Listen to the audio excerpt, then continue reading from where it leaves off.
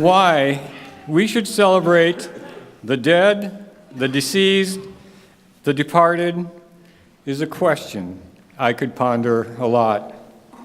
Where indeed did these souls go? And should I go greet them or somehow meet them, whether in my heart or in my soul? For surely I eventually must contemplate my own departure from this worldly community. And then I realize maybe that is all the reason that I need to join the celebration of souls in reverence, in remembrance, and in the spirit of wonder. May this light be one more light we follow.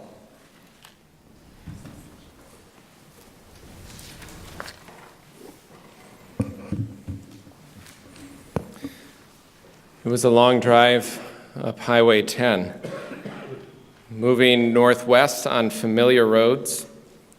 I arrived later on that Sunday after other family had already gathered. I was late because I was leading worship at my own church that morning before going to visit my grandpa, Pastor Suker. He had a fall several days earlier, hitting his head, and had in many ways gone away. His soul, his spirit was very distant now. As I entered the room and saw him, I said, "Hi, Grandpa," and a blank stare came back at me. And then I said, hoping to trigger something maybe deeper down in his identity, said, "Hi, Pastor." And then he said, "What do you want?" Maybe that was something he wanted typically to say in ministry as a Lutheran pastor. Maybe this was allowing that to come out more honestly now.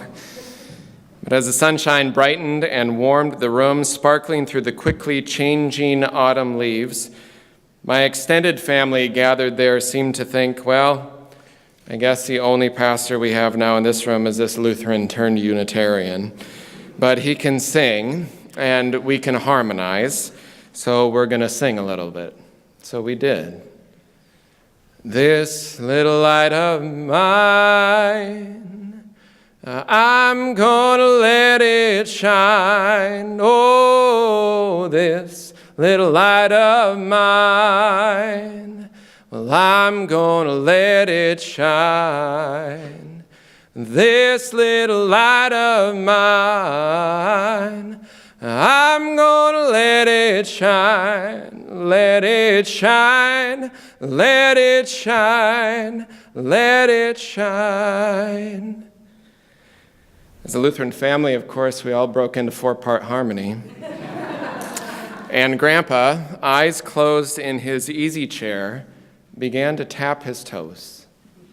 And for the first time in over a week, his scowl and frown that had been visiting his face shifted as his brow raised and a pleasant smile returned, eyes still closed, as if the music itself was healing balm and meeting him in a place that we couldn't go.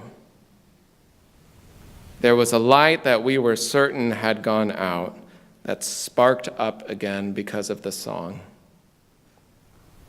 Victor Supank, who is the resident composer, music director at the Children's Theater Company in Minneapolis, and poet Louisa Kastner were chosen as the composer and lyricist for a special musical project and performance, creating new music and preparing a concert specifically for and performed by a chorus of people living with Alzheimer's and their caregivers. Zupank and Kastner said, "We had doubts. We were writing all of these songs, and I started thinking, are we totally just driving this off a cliff? We held some of the assumptions about the capability of folks," they wrote, "with dementia or with Alzheimer's to remember things.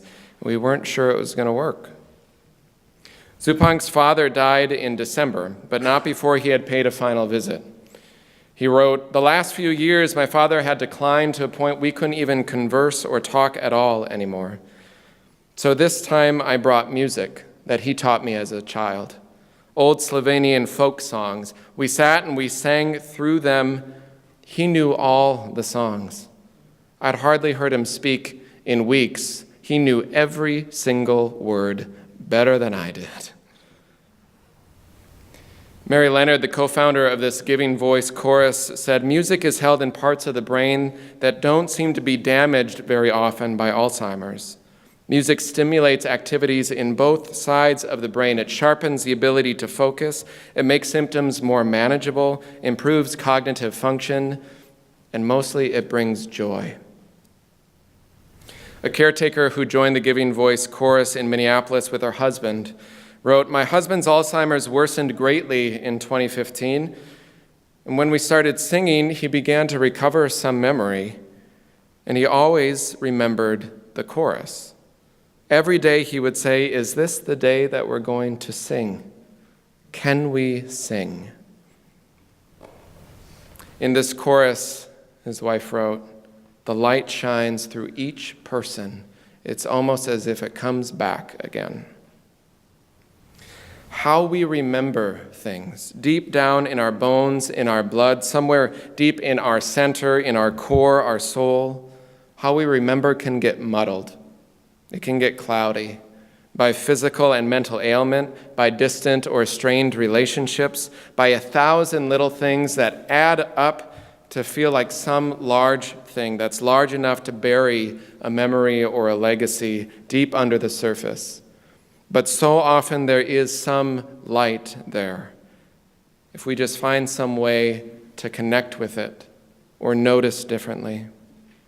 There is no magic trick, however, that brings a person back to who they once were in life or in death. No easy way to be sure that someone's light will shine brightly through. But perhaps if we pay enough attention, whether they tap their toe or not, whether this person is alive or not, whether they begin to sing or not, the fact that we are spending our time thinking of them, the fact that we are attuning our energy, attuning our heart and our soul toward them, then their spirit is spending time within us, and that light has not gone out. Like a flicker of a flame from someone who has passed that on to you, their shining light is in you now. And like one candle lit one from another, the first light never goes out entirely. Just more light adds, more love grows, and it gets wider and wider in this world that is too often devoid of enough light. The names and legacies, these saints and souls that we kindle on this altar each year, are held in the house of our hearts, held in the center of our communities, held in the center of our families. They are in the center of our church.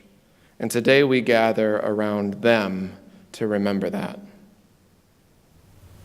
We must uncover those lights that are hard to notice within ourselves and within those memories that are hard to conjure up. We must bring the light that we have into the world to let it shine more brightly, and we must pay attention and we must notice what may be right there, just under the surface, dimly shining in the dark.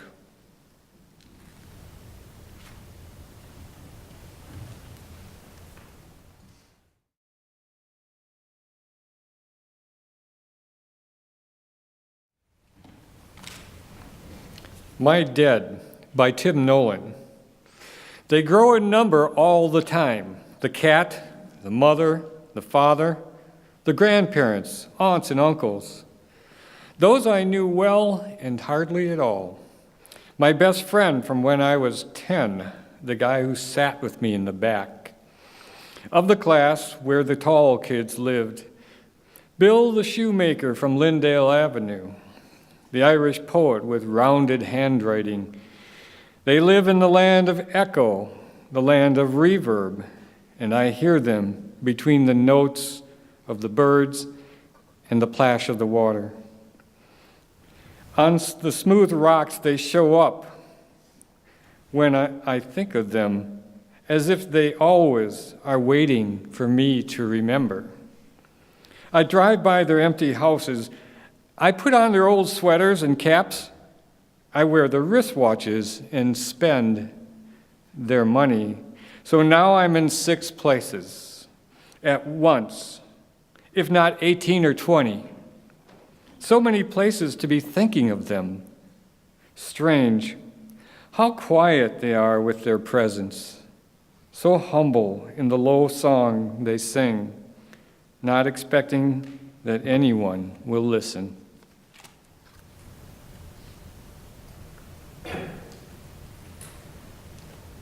At our altar of all souls, we hold together the names of those whose life live on in memory and in story. We especially remember those each time this year in our congregation, those lives that we have celebrated and that we have mourned as a church and as a community.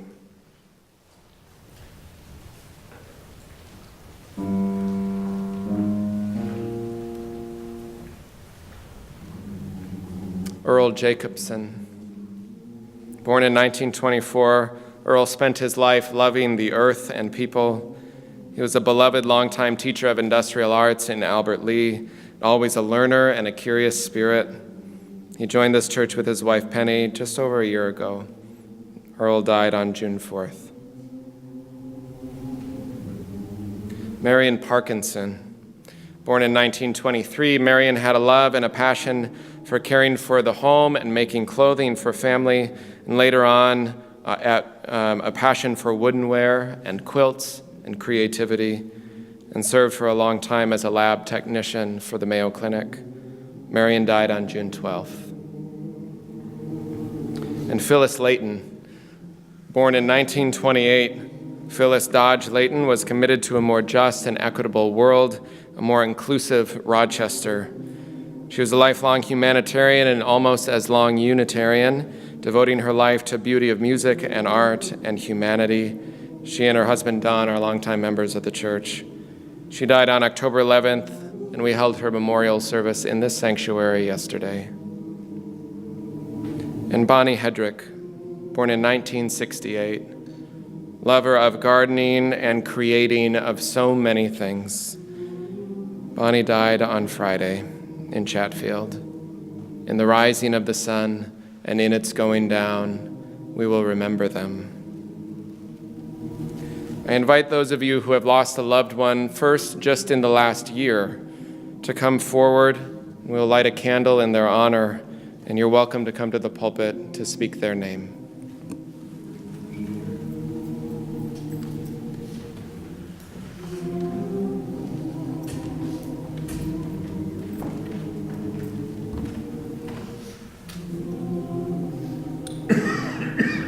My mother, Judy Cobb.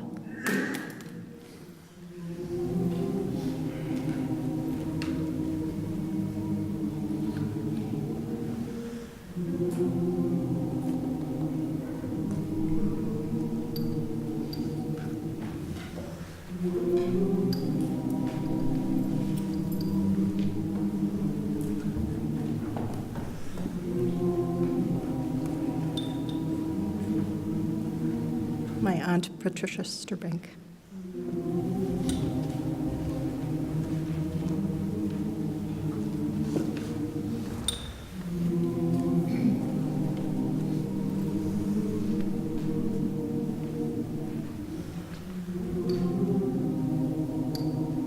My Uncle Dirk.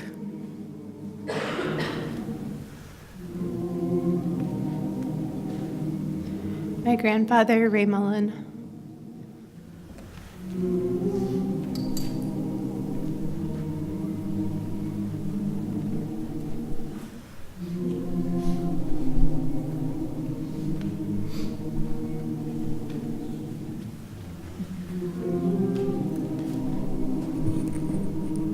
Randy?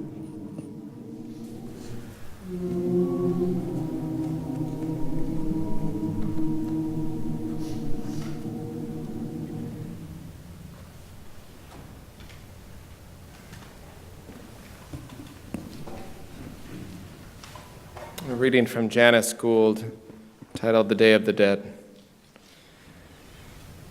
I wish it were like this. El Dia de los Muertos comes and we fill our baskets with bread, apples, chicken, and beer, and we go out to the graveyard. We bring flowers with significant colors, yellow, crimson, gold, the strong, hungry colors of life full of saliva and blood. And we sit on the sandy mounds, and that's where I play my accordion. It groans like the gates of hell, and the flames of the votives flicker in the wind. My music makes everything sway, all the visible and invisible, friends, candles, ants, the wind. Because for me, life ripens. And for now, it's on my side, though it's true I am often afraid. But I wear my boots when I play the old squeeze box, and I stomp hard rhythms into the ground till the headstones themselves begin to dance on the graves. We must light candles for each other to remember the light both within us and the light that we remember within us. For all those ordinary, common, everyday souls and saints, to remind us that there is miracle and mystery and memory enough right here, even if we can't remember it all. We're going to sing together Swing Low, Sweet Chariot, which is in your order of service. And as we sing, I invite any of you who are holding a loved one in your heart that is gone, a pet, a relative, a friend, people, places, either from recent history or decades or lifetimes ago. You can come forward and we'll light a candle for them as we sing. You can remain seated as we sing together and as we light these candles for all souls.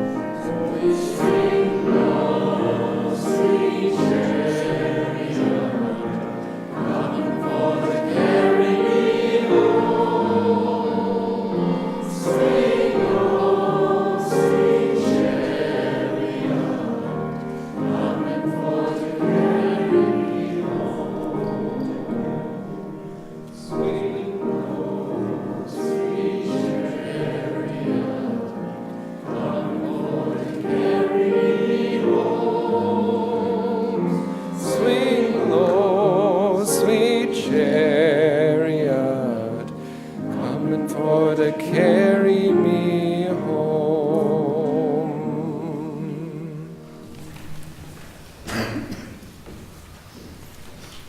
In the rising of the sun and in its going down, we remember them. In the blowing of the wind and in the chill of winter, in the opening of the buds and in the rebirth of spring, in the blueness of the skies and the warmth of summer, in the rustling of leaves, in the beauty of autumn. In the beginning of the year and when it ends, we remember them. When we are weary and in need of strength, when we are lost and sick at heart. When we have some joy that we crave to share with them, we remember them. When we have decisions that are difficult to make, when we have achievements that are based on theirs, we remember them. As long as we live, they too will live, for they are now a part of us, and we remember them. May it be so, and amen. I invite you, as you're comfortable, to hold a hand next to you or place your hand on your heart. Breathe deep the breath of life. It's reminded in between services, in this mixture of humanity, at this threshold of seasons, where we have little fuzzy monsters and mermaids and little people going out into the streets and in our parking lot in joy and laughter and fun. And we have a remembrance of those loved ones which we are holding in deep grief, reminded of my grandmother's funeral, where there was a young baby crying as the family was getting ready, and the mother was not going to bring the baby in. And my grandpa said, "We need every wiggly, smiley, laughing sound in a funeral that we can get." And so it is today. In gratitude for the little ones, for the saints gone, into love and light eternal we send them. May that love hold us all. Amen.